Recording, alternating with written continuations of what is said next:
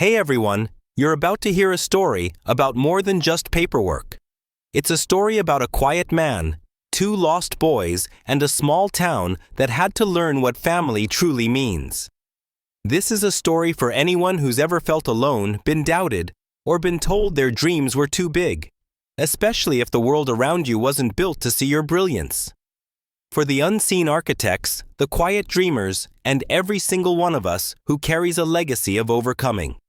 Get ready, because this is about to hit different.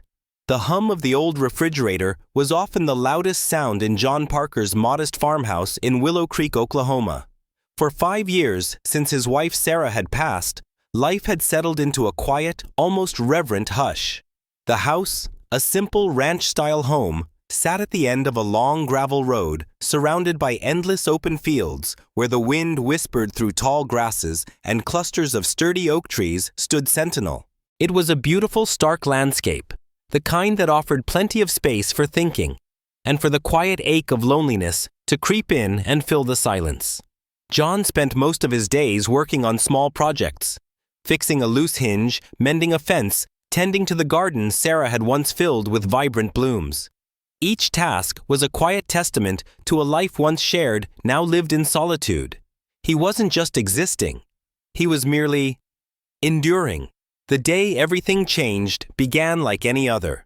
John was sitting at the Willow Bloom, the local diner where he and Sarah used to share Saturday morning pancakes.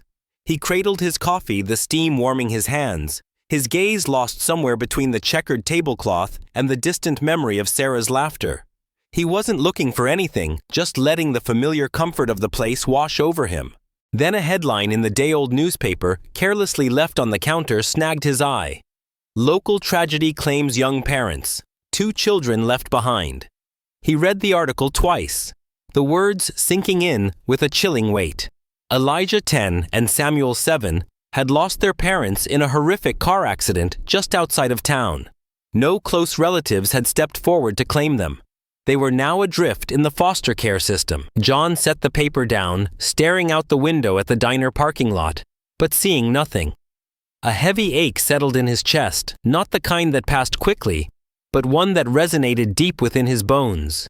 It was a familiar ache, the persistent echo of a dream deferred. He thought of Sarah's words, spoken so many times when they dreamed about having children, about filling their quiet farmhouse with the joyous chaos of little lives. If we can't have our own, she'd often said, her eyes shining with warmth, maybe we're meant to help someone who needs us. Her voice seemed to echo in the room, not just a memory, but a whisper from a destiny he hadn't yet grasped. It wasn't just news. It was a profound, undeniable challenge to his deepest unfulfilled longing. A seed had been planted.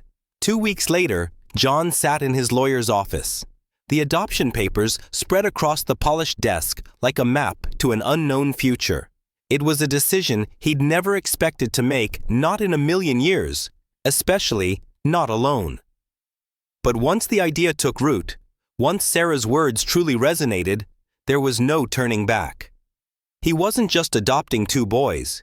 He was opening his home and his heart to a future he couldn't fully predict, a canvas waiting for color. As his pen hovered over the dotted line, his lawyer, Mr. Hayes, an older man with kind eyes but a practical mind, glanced at him with a raised brow. "You know, John," he said, his tone a careful mix of concern and warning, "folks around here are gonna talk. A single man later in life, with 2 young boys. It's unconventional.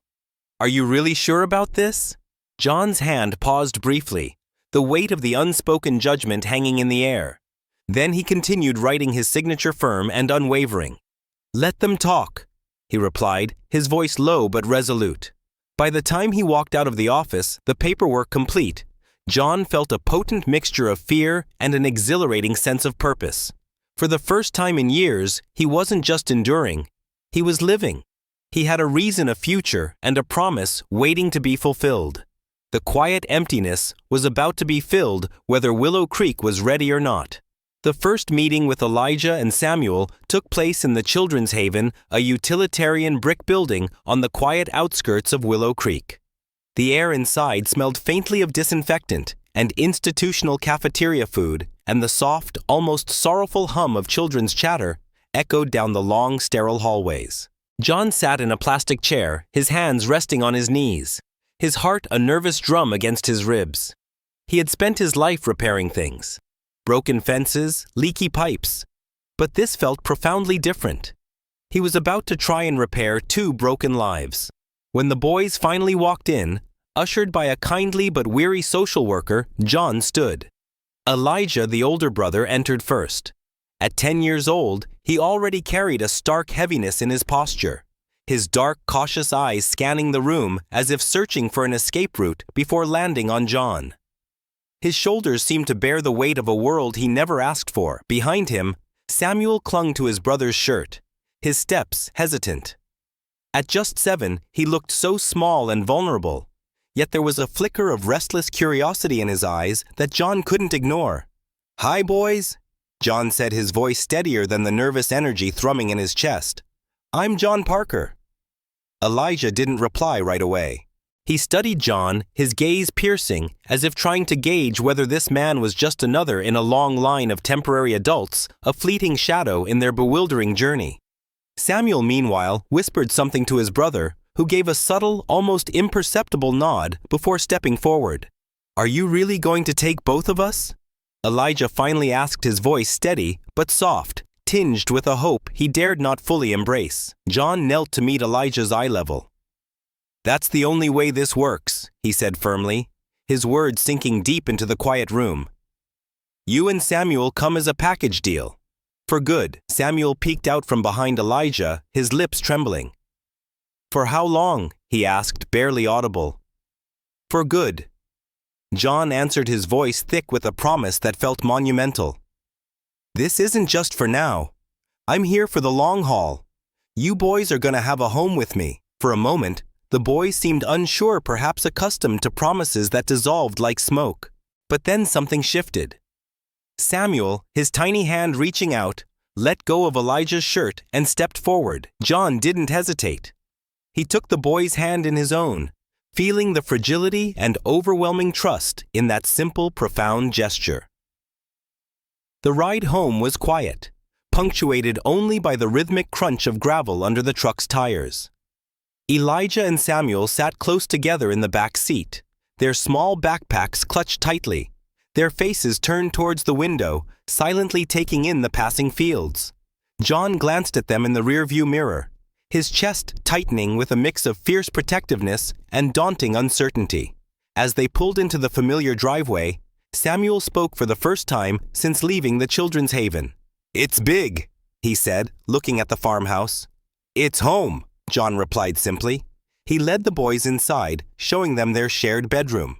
It was small, but he had tried to make it cozy with matching twin beds and a window overlooking the backyard. Elijah set his backpack down carefully, his eyes scanning the room, assessing. Samuel, meanwhile, immediately sat on one of the beds, bouncing slightly on the mattress, a small smile playing on his lips. John cleared his throat, his voice low and steady. "Listen, I know this is all new, and maybe a little scary," he began. "But I want you to know something important. This isn't temporary. This is your home now, and I'll be here for you no matter what." Elijah's jaw tightened, and for a moment, John thought he might push back, might ask why, or for how long this time. But then the boy gave a small nod, a tiny crack in his carefully constructed wall. Samuel, meanwhile, whispered, "Promise? I promise." John said, his voice firm, echoing the promise he'd made to himself. In that moment, he knew he'd made the right decision. Whatever challenges lay ahead, they would face them together. But the challenges weren't just within the walls of their new home. The first few weeks tested John in ways he hadn't anticipated. Elijah and Samuel had been through more in their short lives than most adults could imagine, and it showed. Elijah kept his emotions locked tight, rarely speaking unless asked a direct question, his caution a constant shield. Samuel, on the other hand, was a bundle of nervous energy prone to sudden, inexplicable tears or bursts of laughter that seemed more like a defense mechanism than genuine joy. Then there was the town. Willow Creek wasn't the kind of place where secrets stayed buried or where new faces went unnoticed. Whispers started almost immediately. At the local grocery store, a neighbor glanced at John's shopping cart, now filled with snacks and kids' cereals, her expression a mix of surprise and thinly veiled judgment. At church, the congregation buzzed when John walked in with the boys, their young faces standing out against a sea of familiar ones. It wasn't long before the whispers turned into more overt acts. The hardware store mysteriously didn't have the paint John needed for the boys' room. A local diner mysteriously reserved every booth when John and the boys stopped in for breakfast. He even heard murmurs at town council meetings where people spoke in coded language about unconventional families and preserving community values. One afternoon, Elijah and Samuel were playing basketball in the driveway, the ball bouncing rhythmically. An older couple walked past, their eyes narrowing at the sight. The man muttered something to his wife, loud enough for Elijah to hear, "He'll regret it." Elijah froze mid-dribble, his face carefully blank. But John, who had been cleaning tools in the garage, saw the tension in his shoulders. He walked over, placing a firm hand on Elijah's shoulder. "Don't listen to them," John said, his voice steady. "Some people talk because they don't know how to think. You're here because you belong here. Don't let anyone make you doubt that." Elijah nodded, but John could tell the boy was struggling to believe it. This was their first step, but it was clear the journey to belonging would be a long one, not just for the boys, but for their entire new family. The silent scrutiny of Willow Creek had just begun. Nighttime was the hardest. For Samuel, it meant nightmares, vivid, terrifying ones, that sent him scrambling into John's room in tears. The first time it happened, John sat with him on the edge of the bed, his arm wrapped protectively around the boy's trembling frame. "Was it about the accident?" John asked gently, his voice a steady anchor in the dark. Samuel nodded, burying his face in John's chest. "I miss them." He whispered the words muffled by John's shirt. "I know you do," John said, his voice thick with an emotion that mirrored Samuel's own grief. "It's okay to miss them. It's okay to feel sad. But I'm here now, Samuel. You're not alone." Samuel clung tighter. And for the first time, John felt like he was beginning to break through the walls the boys had built around their hearts. This was the quiet, unseen work of fatherhood, building trust, one tearful night at a time. Elijah, however, was a different story. The boy carried himself with a quiet toughness, a fortress of resilience that made it hard for John to know what he was truly feeling. He rarely cried, never showed vulnerability, always the protector of his younger brother. John often wondered what lay beneath that stoic exterior.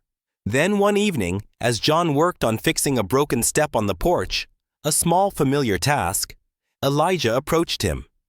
In his hands was a small, worn wooden box. "What's this?" John asked, wiping his hands on his jeans. Elijah hesitated, his gaze darting to the house before handing over the box.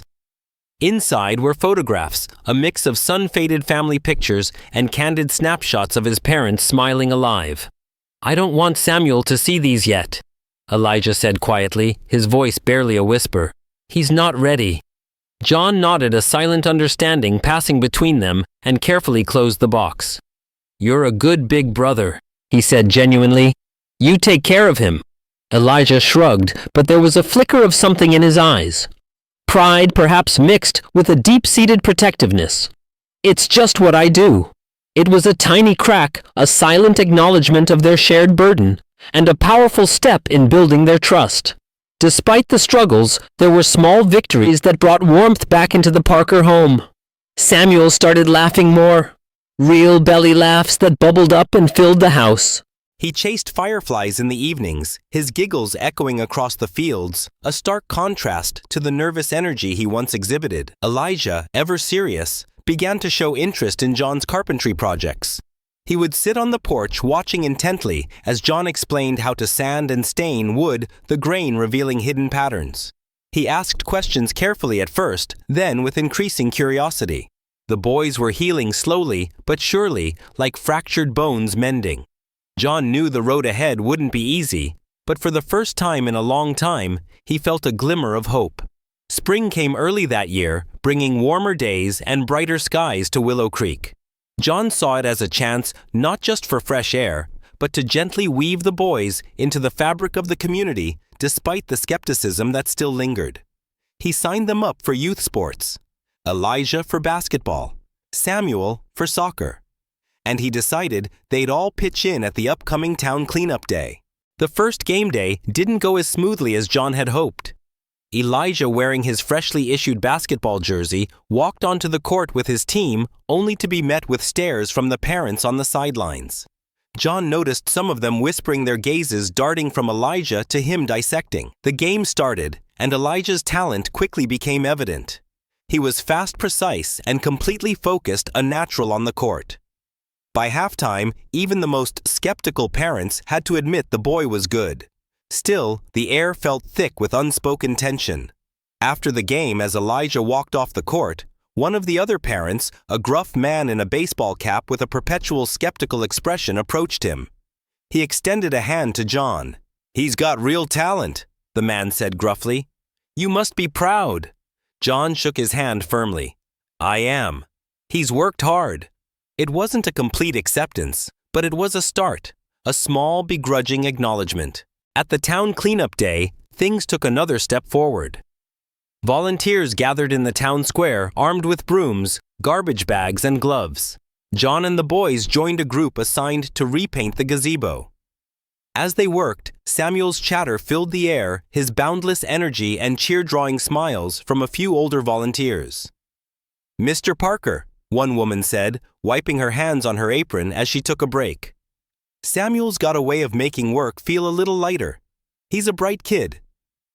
"He is," John replied, watching Samuel laugh as he tried to paint a perfectly straight line on the gazebo railing. Elijah, more reserved, worked diligently beside him, his strokes even and precise. As the day went on, more people began to engage with the boys. Elijah demonstrated his knack for carpentry when he fixed a wobbly bench, earning a nod of approval from one of the older men. Samuel, meanwhile, managed to organize a small group of kids to help clean up trash around the park. By the end of the day, the atmosphere had visibly shifted. People were no longer just tolerating John and the boys. They were starting to see them as part of the community. The real turning point, though, came when Samuel entered the town's annual Spring Festival art contest. He spent days working on a painting of his late parents, a heartfelt tribute that captured their love and warmth. When he submitted it, John wasn't sure how it would be received. On the day of the festival, Samuel's painting was displayed alongside others in the town square. People stopped to admire it, their expressions softening as they took in the raw emotion behind the brushstrokes. When the winners were announced, Samuel's name echoed through the square. The applause that followed was genuine, thunderous, and as Samuel walked up to receive his ribbon, John saw something shift in the crowd. The boys' pure joy was infectious, and for the first time, the whispers of judgment seemed to fade, replaced by a shared warmth. That evening, as they walked home under the soft glow of the festival lights, Elijah spoke up. "It feels different," he said quietly. "What does?" John asked. "People," Elijah replied, glancing back at the square where the festival lights still twinkled. "They're not looking at us the same way." John smiled, his heart full. "That's because they're starting to see what I see, two amazing kids who belong here." The cracks in the walls of Willow Creek were widening, letting in the dawn of a new kind of acceptance. But a true test of this newfound unity was just over the horizon. It started as a distant rumble late one afternoon, the kind of storm the local news had been warning about for days. By evening, the sky over Willow Creek turned a bruised gray, and the winds picked up, bending the tall oak trees in John's backyard until they looked like dancers in a frantic ballet. Elijah and Samuel stood by the living room window, their young faces lit with a mix of fascination and fear. "Will it be bad?" Samuel asked, his voice barely above a whisper, clutching Elijah's shirt. John put a reassuring hand on his shoulder. "Storms can be tough, buddy, but this house has stood through worse. We'll be okay." Just as he finished speaking, the power flickered, then went out completely, plunging the house into sudden darkness. John grabbed a flashlight and herded the boys to the basement. The sound of rain pounding against the roof became deafening, accompanied by the occasional snap of branches breaking in the howling wind. Down in the cool, damp basement, Elijah sat close to Samuel, his arm wrapped protectively around his younger brother, a silent promise in the face of the storm's fury. When the storm finally passed, leaving behind an eerie silence, John led the boys back upstairs.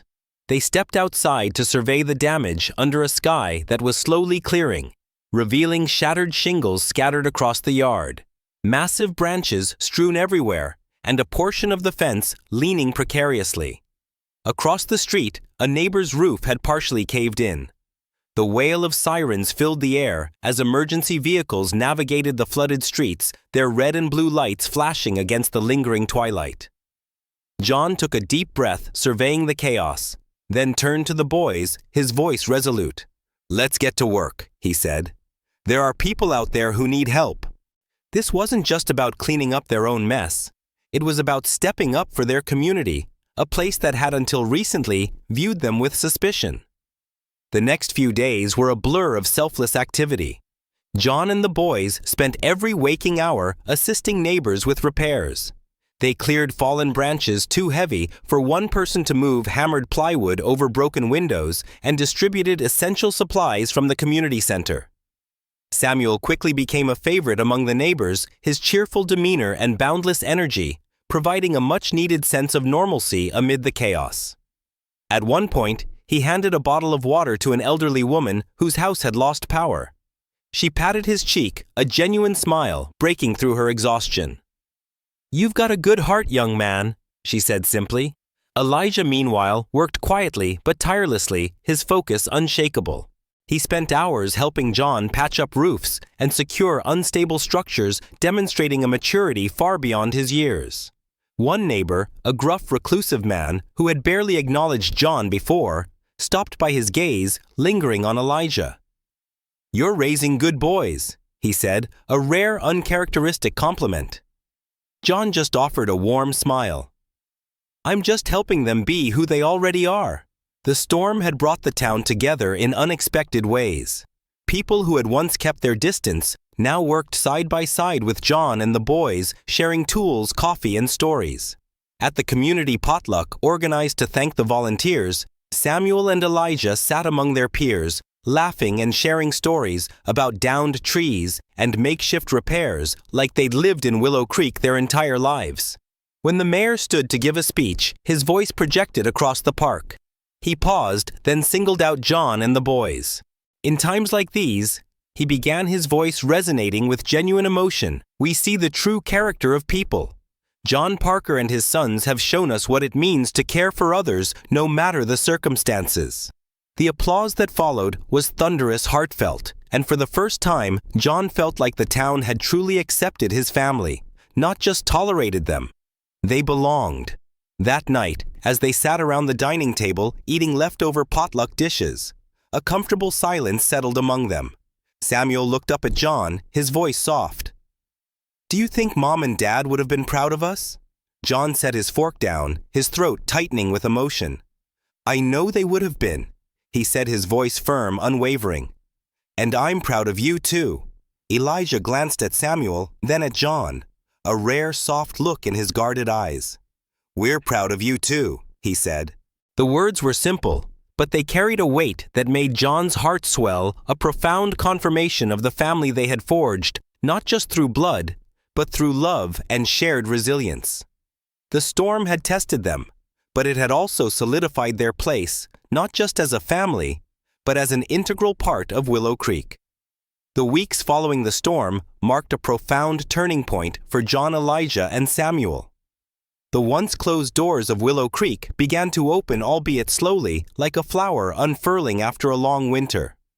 People who had previously avoided them now waved as they passed on the street, and the murmurs of disapproval gave way to genuine conversations. The family's tireless efforts during the storm had left an indelible mark on the town, changing perceptions in ways no amount of polite conversation ever could. One Saturday, while Elijah and Samuel played basketball in the driveway, their laughter echoing in the afternoon air, a car pulled up. It was Mr. Peterson, one of the town's more vocal critics, a man whose judgment had once felt like a cold stare. He stepped out, holding a small toolbox, his posture awkward. "I heard you're fixing that old gazebo down at the park." he said, his tone gruff but lacking its usual edge. "Thought you might need an extra pair of hands." John hesitated for a moment, then extended his own hand, a warm smile on his face. "We could certainly use the help," he replied.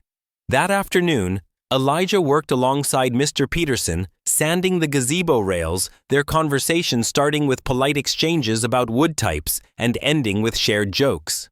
Samuel helped apply a fresh coat of paint, his cheerful chatter making the work feel light. By the end of the day, the once dilapidated structure gleamed a vibrant symbol of resilience. Mr. Peterson stayed long enough to share lemonade with the family on their porch. It wasn't an apology, no, but it was a concrete step toward reconciliation. A bridge built not with words, but with shared labor and quiet respect. The town's transformation extended beyond individuals.